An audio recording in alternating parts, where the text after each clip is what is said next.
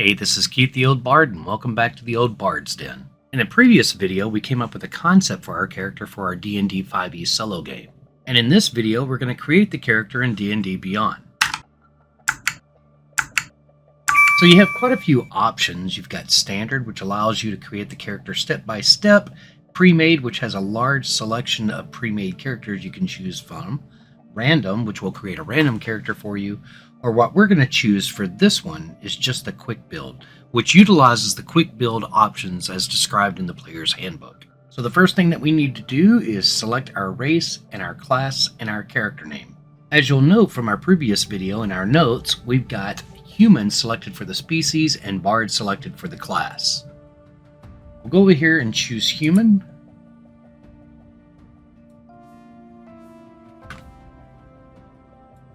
And we're just going to use the default human from the basic rules. And we'll choose class. And of course, our class is bard. Give him a name. All we have right now is our first name. And choose create character. Now I'm going to go deselect some of these options because we won't be needing those. I'll use dice rolling enabled, but we'll primarily be using physical dice for all of our rolling. I'm going to change the advancement type from milestone to XP. I'm going to confirm that. And we'll leave these other options selected as they are. Moving on to the next page. Even though we've chosen what species we want, there's still one other option on this page for choosing an additional language. So we already know how to speak, read, and write Common, and we'll choose another language from the options given here. Now you can't see the drop down that's pulled up here, but I'm just going to go ahead and choose Elvish for the additional language that this character knows. Moving on to the next page, you can see we need to choose some additional proficiencies. Some of these proficiencies were automatically selected based on the species and class that we chose. But there's a few more options we need to select. First, we have 3 musical instruments that we need to designate that this character is proficient in. I'm going to select 3 musical instruments this character is proficient in. Say the dulcimer, the pan flute, and the war gong. And he's already proficient in deception. So we'll choose 2 more skills that this character might be proficient in. I want to quickly flip over to our notes and note a couple of things about the character concept that we came up with.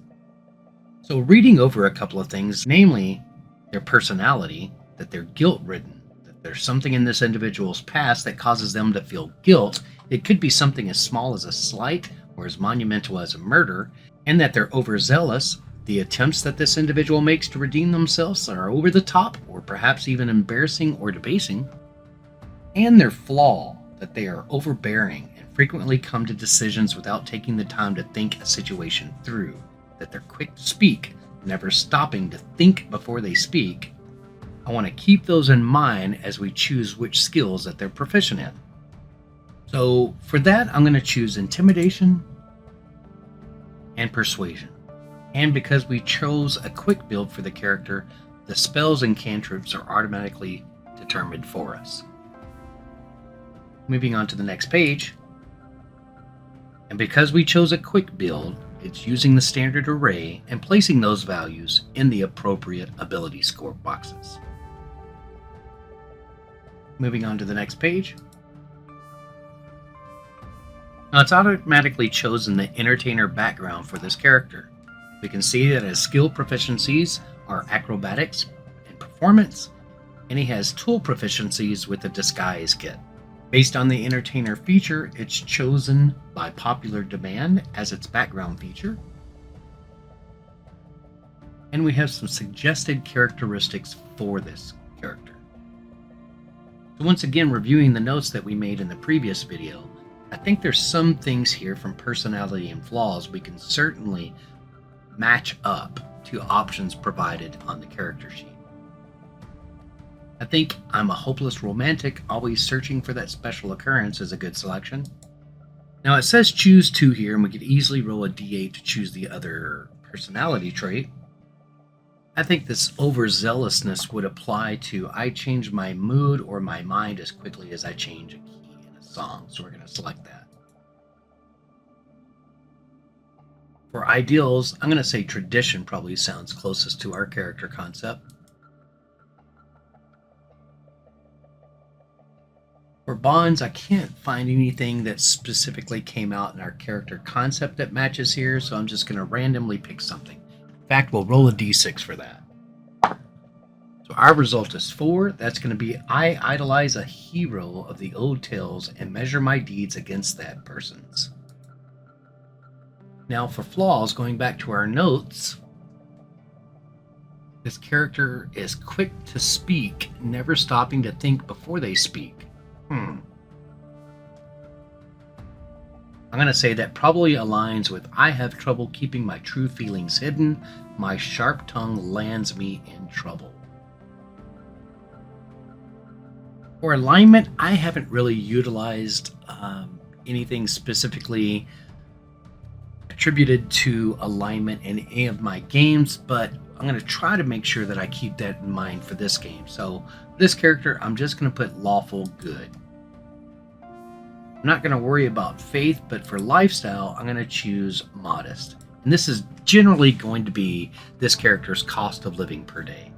So I'm not going to worry too much about selecting anything else. I'm not going to worry about these other options for now, but however, we will come back to backstory. Moving on to the next page. And because we chose a quick build, we've got this equipment automatically selected for the character. Now we could go add other possessions and other items, but we'll come back to that later. Moving on to the final page. Now we have the option to either export this character to a PDF, or we could go view the character sheet. So we'll just select view character sheet. Now, before we wrap up this character, let's go back to our notes and see if we can work in some of these concepts a little bit more into this character.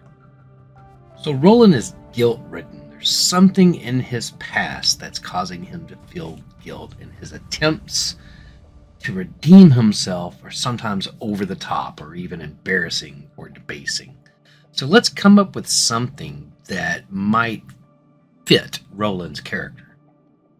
So one great thing about the Mythic Game Master Emulator that you're going to see me utilize a lot more in future videos is it's chock full of these meaning tables. So what I want to do is roll on a few of these to see if we can help come up with more information to determine more about what Roland is guilt-ridden about.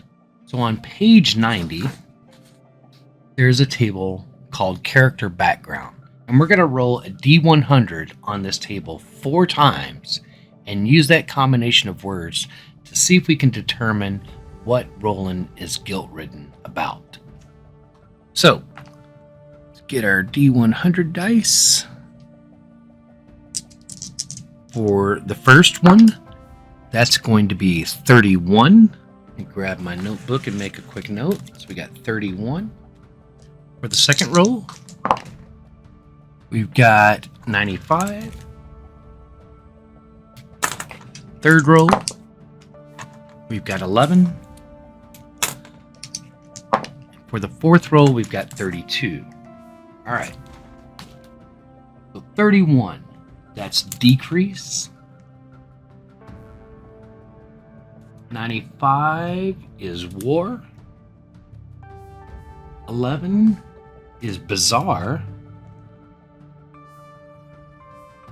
And 32 is defeated.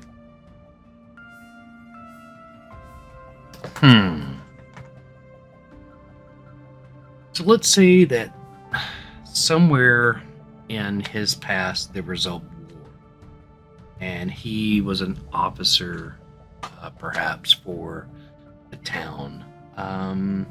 Let's see here. And that maybe he came up with some bizarre, elaborate illusion or something to mislead the enemy forces. And that whatever this plan was, it had unforeseen flaws. The enemies saw through the illusion, leading to a catastrophic failure. And his town was overrun, and the defenders were defeated. Okay, so let's switch over to our notes real quick. Let's say, all right, let's see, reason Roland has this guilt. Type. There was a war,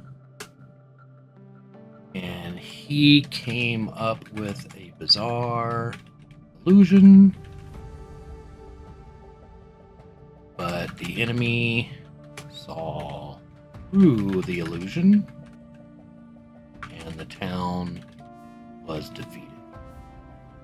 Okay, all right. So, what about the illusion? What was this illusion? Let's say that the illusion was as he tried to make the enemy see this large creature on the battlefield to kind of scare them off. So we'll turn in our meaning tables. We've got creature descriptions here, right? So let's roll 4 more D100s to come up with some keywords for this creature. So our first roll, we've got 63. Second roll, we've got 65. Third roll, 78. And fourth roll, 83. All right, so 63, that is going to be odorous. 65 is going to be plant. 78 is spiked. And 83 is strong. So a spiked, strong, odorous plant. That was the illusion. Oh boy, let's see here. Let's think. So let's say that this illusion was this massive, odorous plant creature. The creature had strong, sinewy limbs covered in sharp spikes, designed to terrify and scatter the enemy forces. But the illusion's flaw was that the enemy saw through it, of course. And instead of retreating, let's say it fired them up and they pressed the attack with renewed vigor, right? And the whole town was overrun. So it had the reverse effect of what he intended. He created this illusion to scare them, but it really just kind of riled them up and made them more forceful and continue on their attack, and they were able to see through the illusion and defeat the town. So this kind of drove him to these overzealous attempts at heroism. You know, he's like desperately seeking redemption for his failed plan. Every action he takes now is just fueled by the need to atone for this tragic defeat in his hometown and prove that he can protect those who depend on him. All right, so switching back over to our notes. So his hometown was defeated because he created this illusion to try to scare the enemy. However, it had the reverse effect, and so he's got this huge guilt that his hometown was defeated. So he is desperately seeking redemption. And let's also say that because of this, the town leader cast him out. Because of this, the town leader cast him away. So how would this guy be the town leader anymore if the town was defeated? Well, let's just say that the enemies came in, they ransacked the town, stole everything. So they're not still present in the town, right? They just took everything, pillaged it, and left the town in disarray. However, because of the aftermath of this, Roland was cast out. So, town pillaged, and he was cast away. So I'll reword that and put it into the character sheet. We also need the name of the town. Let's see here. Let's say that the name of the town was Thornwood. Alright, so we've reworded this a little bit. During a war, Roland devised a bizarre illusion to defend his town, Thornwood. He created this image of a large, odorous plant creature with strong, sinewy, spiked limbs to scare the enemy. However, the enemy saw through the illusion, which only emboldened them. They attacked with greater ferocity, overrunning and defeating the town. Now Roland is constantly seeking redemption for his failed plan. The town leader cast him away, blaming him for the defeat and the subsequent pillaging of Thornwood. Driven by guilt, Roland strives to atone for his mistakes and prove his worth. I think that worked quite well. So we're going to go back into his character sheet real quick. I'm going to choose manage. Well, actually, I'll go over here and go to the builder. And we're going to go to description and down to notes. And we'll put this in his backstory. So we're going to say Roland's guilt. Okay, so back to our notes. We're just going to take a combination of what we've got for brash and that specific quick to speak attribute and combine them. I don't think we need to reword that at all. All right, so we'll copy in his flaw in here, slightly reworded. And we'll go ahead and put something in here for his bad habit. Okay, I think that works for that. Okay, that's looking pretty good. But there's one last thing we need to do and give Roland a last name. So we're going to use the Mythic roll tables again, meaning tables, and there's a names column. We're going to roll a D100 to come up with Roland's last name. So our result is 23, and 23 is L. That's it. Just E-L. L. Okay. Roland L. Okay. But of course, it wouldn't be complete without a picture here for his profile. So, instead of choosing one of the stock ones they have on D&D Beyond, I have a custom one already in mind.